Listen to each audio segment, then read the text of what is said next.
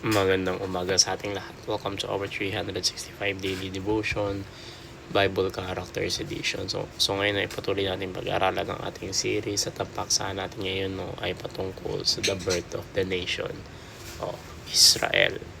So sinasabi dito na the nation of Israel was not born in comfort, strength or independence. So it was born in Egypt, under oppression, under taskmasters, under forced labor, So what looked like weakness and abandonment was actually the stage of God's covenant, faithfulness. So God had promised Abraham that his descendants would become great nations and that they would sojourn in foreign land before being delivered. So Israel's suffering was not outside of God's plan, but inside His sovereign purpose. So through Moses, God demonstrated that Israel did not save itself. Though they had an army, no political leverage, no strategy for escape. So their freedom came because God remembered His covenant and acted with power. So the birth of Israel was as a nation reveals a profound gospel pattern. God forms His people not through human ability but through divine mercy. So just as Israel was delivered by the blood of the Passover lamb, so sinners are delivered by the greater lamb, Jesus Christ. So sabi nga sa Exodus chapter 1 verse 13 to 14, so the Egyptians came to dread the Israelites and worked them ruthlessly.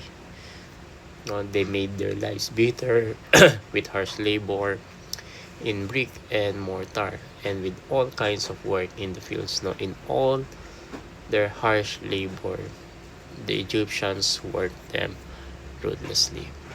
So teaching sa atin dito noong una, Israel was born in Egypt, the land of slavery. So Israel's identity as a nation was shaped in suffering. Egypt was a place of growth numerically, but also a place of bondage spiritually and physically. So their external oppression revealed their total dependence on God. So they could multiply, but they could not liberate themselves. So this teaches us that God often forms His people in hard places. Egypt represents the environment where human strength fails and divine power becomes necessary. So without slavery, they would have been no dramatic exodus. Without bondage, there would have been no display of redemption. God allowed affliction so that His saving glory would be unmistakable.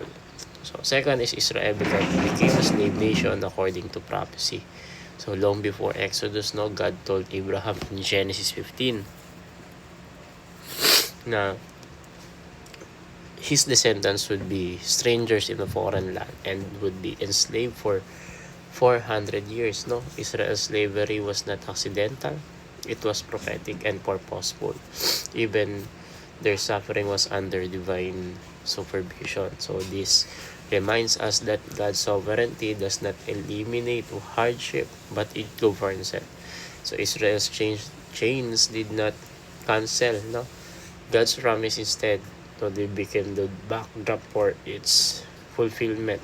So when God finally delivered them through Passover and the Red Sea, it was clear